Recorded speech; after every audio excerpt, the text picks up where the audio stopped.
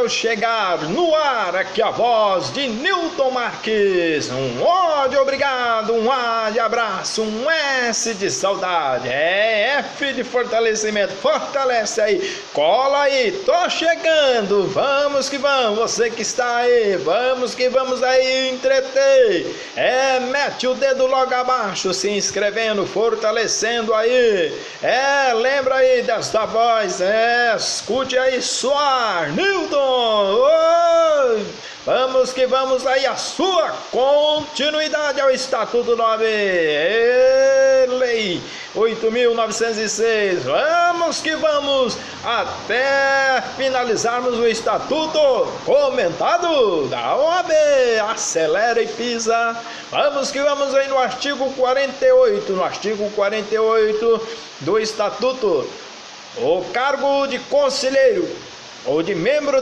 de diretoria de órgão da OAB é de exercício gratuito e obrigatório, considerado serviço público relevante, inclusive para fins de disponibilidade e aposentadoria. O dispositivo atribui a qualidade de serviço público relevante a determinados cargos do âmbito da OAB. Cumpre entender quais cargos da OAB recebem esta qualificação. Qual o conteúdo dessa qualificação? Qual a razão desta peculiar atribuição? São considerados serviços públicos relevantes os cargos de conselheiro ou de membros da diretoria de órgão da OAB. A noção de órgão trazida pelo dispositivo não reflete a dogmática das teorias organicistas da pessoa jurídica, mas reporta-se à concepção federalista da OAB, tida como um centro unificador, dividida em partes autônomas, dotada de competências próprias e privativas. A OAB se revela como uma instituição organizada no Conselho Federal, nos conselhos seccionais, nas caixas de assistência, vinculada aos conselhos seccionais, em outras partes autônomas, como as subseções, o Tribunal de Ética e Disciplina, a Conferência Estadual e o Colégio de Presidentes. Possuem personalidade jurídica própria apenas o Conselho Federal, os conselhos seccionais e as caixas de assistência. Somente esses três que possuem personalidade jurídica: o Conselho Federal, o Conselho Seccionais e as caixas de assistência. As subseções, malgrado não detêm a personalidade jurídica, considera-se também órgão da OAB, porque atua como tal. Nesse sentido, pode-se dizer que os conselheiros e membros de diretoria no âmbito federal, seccional e subseccional não atuam em nome da OAB, mas são a própria OAB em atuação. Eles não representam a OAB, eles apresentam a OAB. Por fim, o artigo 45 do Estatuto expressamente indica que são órgãos da OAB o Conselho Federal, os conselhos seccional, as subseções e a caixa de assistência dos advogados. Isso permite que os cargos de conselheiros do Conselho Federal, do Conselho das Seções e do Conselho das Subseções são considerados serviço público relevante. Da mesma maneira, os cargos da diretoria do Conselho Federal, dos conselhos seccionais e das subseções, também assim serão os cargos da diretoria do Conselho das Assistências, a Caixa de Assistência. Entanto, todos esses cargos recebem a qualificação, assim fazem atribuir a mesma qualificação ao seu titular, durante o mandato de serviço público relevante, gratuito e obrigatório do serviço público. Pode-se dizer, esta conceituação deve ser adaptada à peculiaridade do OAB. Na essência, quer dizer que os conselheiros e diretores do OAB exercem atividade pública, consistente no exercício das atribuições da ordem. Estas atribuições são a finalidade, o conteúdo do cargo e, ao mesmo tempo, a razão da atribuição da qualidade do serviço público a este cargo. O tema será tratado mais adiante sobre o regime jurídico dessa mesma instituição, que é o regime jurídico de serviço público independe, não propriamente de direito público. No que toca às suas características, o exercício do já referido cargo será sempre gratuito, não sendo admissível qualquer remuneração ou contrapartida, e obrigatório para o escolhido ou eleito para o cargo. Se o ocupante do cargo for servidor público, poderá utilizar o tempo de exercício para vantagens funcionais, como contagem de tempo para aposentadoria e disponibilidade. Este é um direito garantido que será exercido conforme a regulação do cargo de servidor público que exerce. E o conselheiro, membro da diretoria, não poderá valer-se dessa vantagem se o exercício do cargo público como servidor for concomitante ao período dedicado ao trabalho desinteressado na OAB. A atribuição de qualidade de serviço público relevante aos cargos da OAB não atribui ao conselho titular o cargo de servidor público. Apenas lhe garante as vantagens relacionadas ao tempo de exercício do cargo na OAB. Se ele também for servidor público, por fim, atribui-se a qualidade de serviço público relevante aos exercícios de atividades no Conselho e nas seccionais do OAB, porque a Ordem dos Advogados tem finalidade que vão muito além da representação, defesa, seleção e disciplina dos advogados no Brasil. Além desse exercício fiscalizador da OAB, ela tem por finalidade defender a Constituição, a ordem jurídica do Estado Democrático de Direito, os direitos humanos, a justiça social e pugnar pela boa aplicação das leis, pela prática da administração da justiça, pelo aperfeiçoamento da cultura e das instituições jurídicas. No Estatuto, artigo 44. São justamente essas finalidades políticas institucionais que autorizam o que outorga ao advogado membro do Conselho, ao órgão da OAB, da qualificação de serviço público relevante. Os conselheiros e diretores da OAB colaboram com o Estado Democrático de Direito quando regulam e fiscalizam o exercício da advocacia, função essencial à administração da justiça, especialmente quando cumpre sua missão institucional fundamental de defesa da Constituição dos Direitos. Artigo 49. Os presidentes dos conselhos das subseções da OAB têm legitimidade para agir judicial e extrajudicial contra qualquer pessoa que infringir as disposições e os fins dessa lei. Parágrafo único. As autoridades mencionadas no caput deste artigo têm ainda legitimidade para intervir, inclusive como assistentes, nos inquéritos e processos em que serão indiciados, acusados ou ofendidos a inscritos no OAB. Artigo 50. Para fins desta lei, os presidentes do Conselho do OAB e das subseções podem requisitar cópias de peças, de autos e documentos a qualquer tribunal, magistrado, cartório e órgão da administração pública, direta, indireta e fundacional. O artigo 49 confere ao presidente do Conselho Federal, aos presidentes das seccionais e aos presidentes das subseções legitimidade para atuar em defesa dos princípios e preceitos do Estatuto da Advocacia e de cada advogado, tanto judicial quanto extrajudicialmente.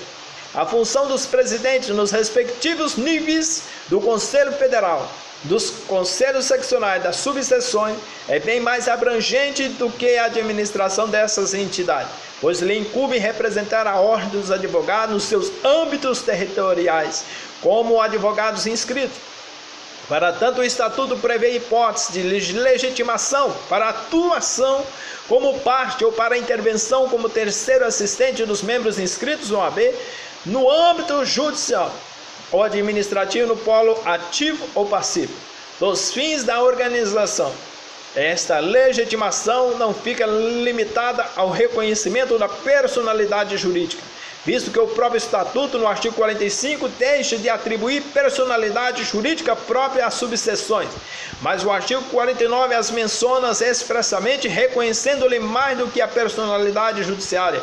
Note-se que atribuir aos presidentes das subseções legitimidade para atuar em defesa dos princípios e preceitos do Estatuto da Advocacia de cada advogado O Estatuto vai além de reconhecer capacidade para demandar em proteção dos direitos institucionais dos órgãos da subseção.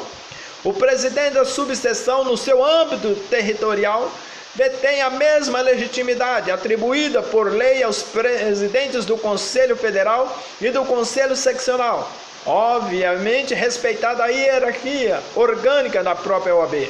Do outro lado, mesmo reconhecendo personalidade jurídica as caixas de assistência dos advogados no artigo 45, parágrafo 4º, o Estatuto não a listou nos artigos 49 e 50, levando a concluir que a regra da legitimação não abrange aos presidentes das caixas de assistência.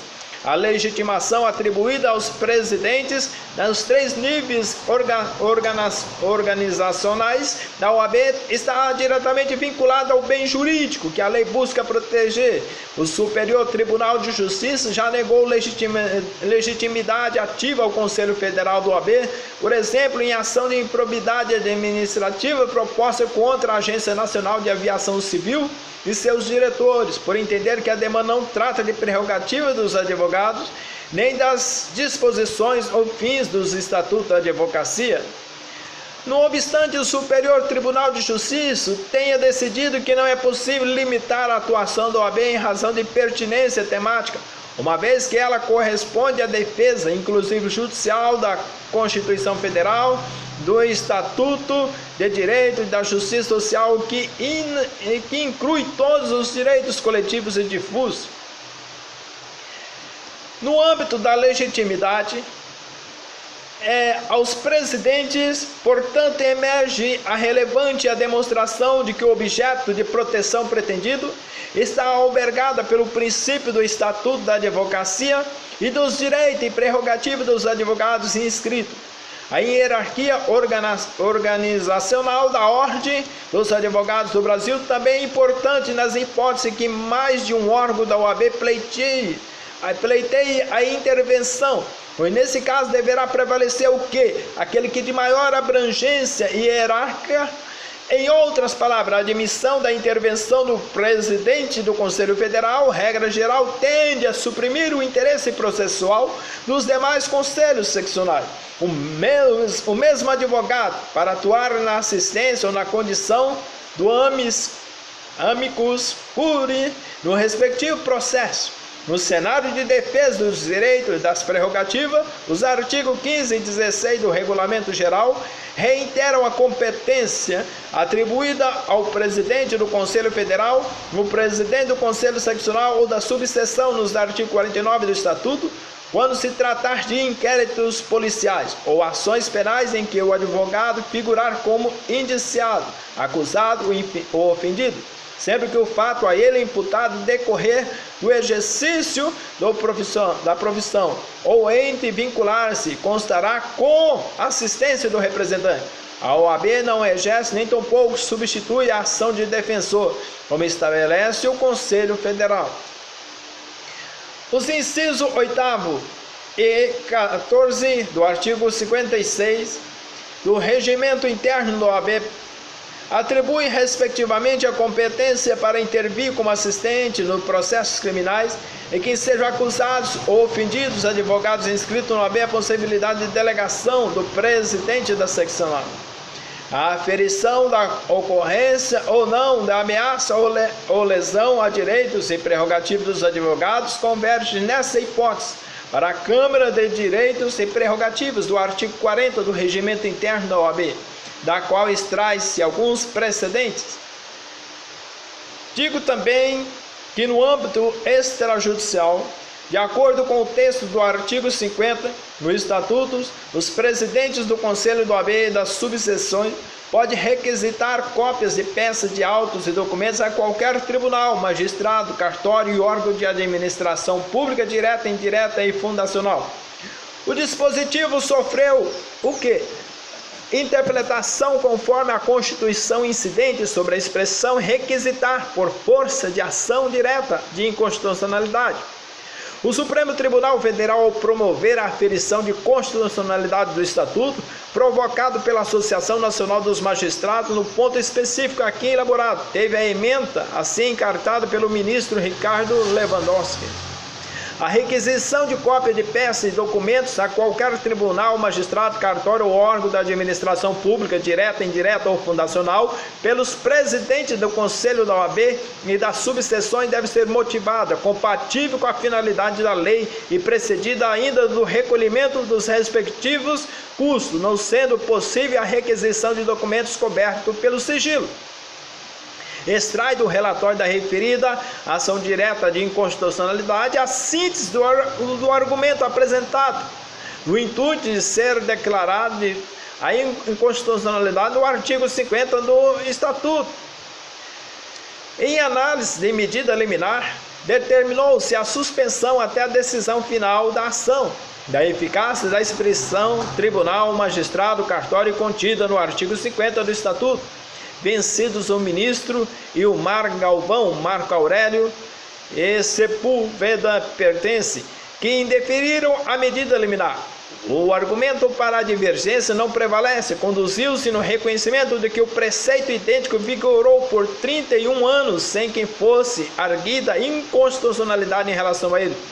No mérito, o parecer da Procuradoria-Geral da República foi pela inconstitucionalidade da expressão qualquer tribunal, magistrado, cartório e ministro Marco Aurélio, relator originário, julgava improcedente o pedido de inconstitucionalidade nesse ponto, por entender que o direito de petição está consagrado na Constituição e a requisição se aplica pela natureza jurídica da Ordem dos Advogados. Por outro lado, a proposta de voto do ministro Ricardo Lewandowski se conduziu pela declaração de inconstitucionalidade por considerar que requisitar é ato próprio da autoridade pública, por entender que os presidentes da OAB podem obter certidões, informações e peticionar, mas não requisitar. Após amplo debate, prevaleceu a posição do ministro Joaquim Barbosa, vencidos os ministros Marco Aurélio, Eros Grau, Carlos Brito e Sepúlveda Pertence, conformando-se o sentido da expressão requisitar, para aproximá-la de requerer, observada a motivação, a compatibilização com a finalidade do Estatuto, o atendimento dos custos e preservação de sigilo. Artigo 51. No artigo 51, nobres senhores, o Conselho Federal compõe-se, o inciso 1, dos Conselhos Federais, integrantes das delegacias de cada unidade federativa. Inciso 2, de seus respectivos presidentes na qualidade de membros honorários vitalícios. Parágrafo 1º. Cada delegação é formada por 3 conselheiros federais. Parágrafo 2º. O ex-presidente tem direito apenas à voz nas sessões.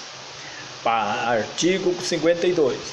Os presidentes dos conselhos seccionais nas sessões do Conselho Federal têm lugar reservado junto à delegação respectiva e direito somente à voz.